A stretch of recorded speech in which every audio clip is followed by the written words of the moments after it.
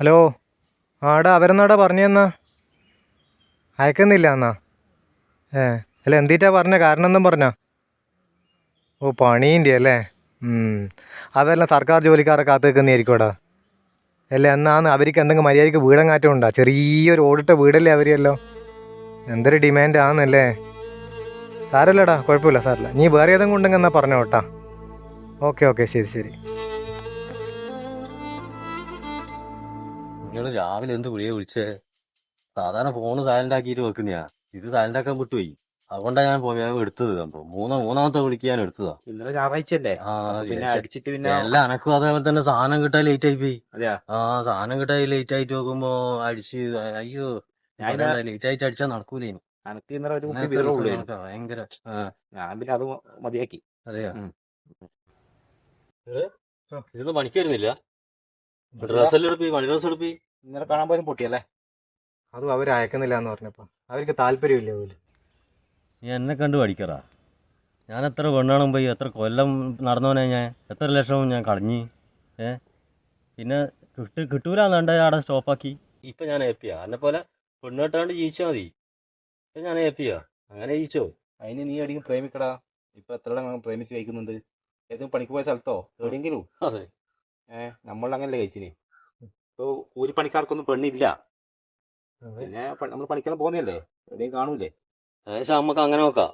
നീ വാ പോലോ. അല്ല ഞാൻ എനിക്ക് കുറച്ച് ആവശ്യമൊന്നുമില്ല. ഞാൻ ഇന്ന് വരുന്നില്ല. അതെയോ? എന്നാ ഞാൻ നാളെ വരാം പണിക്ക്. എനിക്ക് വേറെ പോകാനുണ്ട്, വേറെ ആവശ്യമുണ്ട്. അല്ല, തിരക്കില്ല പണിയല്ലേ. അതെ ശരിയാണ്. നാളെ വരും, എന്തായാലും വരും. എനിക്ക് വേറെ ആവശ്യമില്ല ഉണ്ടോ? അതെയോ? എനിക്ക് ഇന്ന് നല്ല ഐശ്വര്യ പ്രശ്നമായിട്ടുണ്ടോ? ഐശ്വര്യ പ്രശ്നമൊന്നുമില്ല. എനിക്ക് കല്യാണത്തിന് പോകാൻ. നിങ്ങൾ പോകണം. വിളിക്കാം. ഞാൻ വിളിക്കാം. മോൻ്റെത് എന്തായി? പെണ്ണ് കാണാൻ പോയി നീ ഇന്നലാന്ന് പറഞ്ഞിട്ട് എന്തായി? മോൻ്റെത് എന്നാന്നപ്പ ഒന്നും ശരിയായിട്ടൊന്നും ഇല്ല. കാണാൻ പോവും, വരൂ, പിന്നെ പറയും ശരിയായിട്ടില്ല. ഇന്നലെ കാണാൻ പോയതോ അവര് അയക്കുന്നില്ല എന്നാ പറഞ്ഞു. അവർക്ക് താല്പര്യമില്ലേ? എടാ എന്നാടാ ചെയ്യാ? എന്റെ ഏട്ടന്റെ മോനതാ ആശാരി പണിയെടുക്കുന്നു. എത്ര പെണ്ണ് കാണാൻ പോയി, ഒന്നും ശരിയാവുന്നില്ല. ആദ്യം പോകുമ്പോ അയക്കും, പിന്നെ കുറെ കഴിയുമ്പോ അവരയക്കുന്നില്ല എന്ന് വിളിച്ചു പറയുന്നത്. എൻ്റെ മോൻ വിഷമിക്കണ്ട മോനെ. മോന് വിധിച്ച പെണ്ണിനെ ദൈവം തന്നെ മോൻ്റെ മുമ്പിൽ എത്തിച്ചു തരും. എൻ്റെ മോൻ വിഷമിക്കണ്ട കേട്ടാ.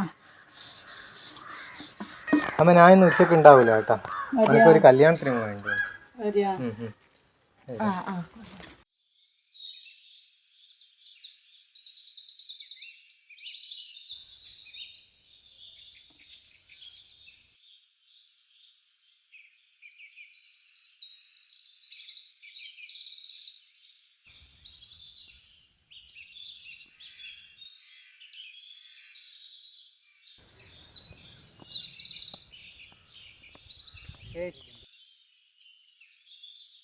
ടീച്ചറല്ലേ?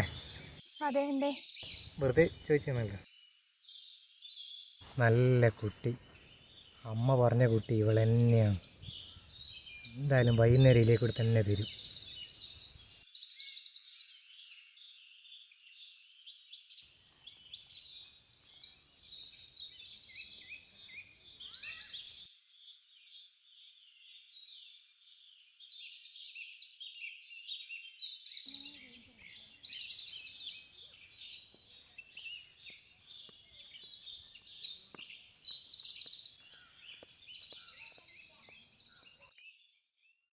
കുട്ടി എൻ്റെ പേരെന്തേനു?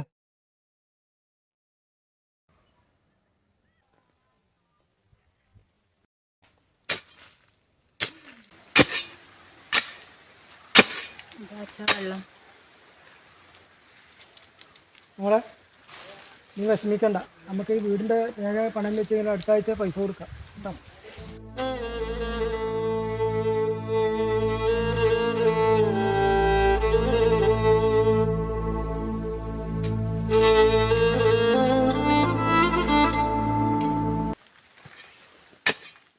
അച്ഛാ, രാവിലെ ഒരാള് ഞാൻ ടീച്ചറല്ലേന്ന് ചോദിച്ചു. അതേ ആളെന്നെ ഇപ്പൊ വരുമ്പോ എന്റെ പേരും ചോദിച്ചു. അതാരും മോളെ ആള്?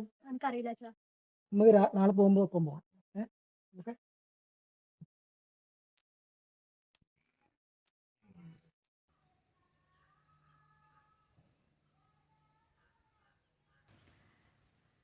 അച്ഛാ, അതാ ഞാൻ പറഞ്ഞ ആള്.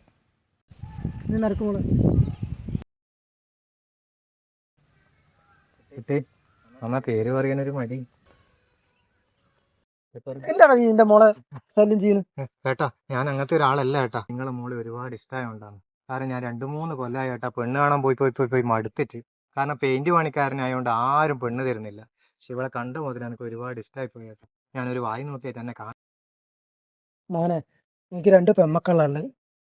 ഒരുത്തനെ ഒരു ഉദ്യോഗസ്ഥൻ കല്യാണം കഴിച്ചിട്ട് സ്ത്രീധനത്തിന്റെ ബാക്കി പോരാന്ന് പറഞ്ഞിട്ട് വീട്ടിൽ കൊണ്ടാക്കിയിട്ടാണ്. ഇവൾക്കാണെങ്കിൽ ചൊവ്വാദോഷമാണ്. ആരും കുറെ കല്യാണം വന്ന് ഒക്കെ മുടങ്ങി പോകുന്നു. ഏട്ടാ ഏറ്റവും നല്ല പൊരുത്തം മനപ്പൊരുത്താണെന്ന് ഞാനും എൻ്റെ വീട്ടുകാരും മനസ്സിലാക്കി. ചൊവ്വാദോശയിൽ എന്തിനാന്ന് കേട്ടാ, ഒത്തൊരുമയുടെ ജീവിതമായിട്ടാ ഏറ്റവും നല്ല ജീവിതം. അതാണ് നമ്മളെപ്പോൾ മനസ്സിലാക്കേണ്ടത്.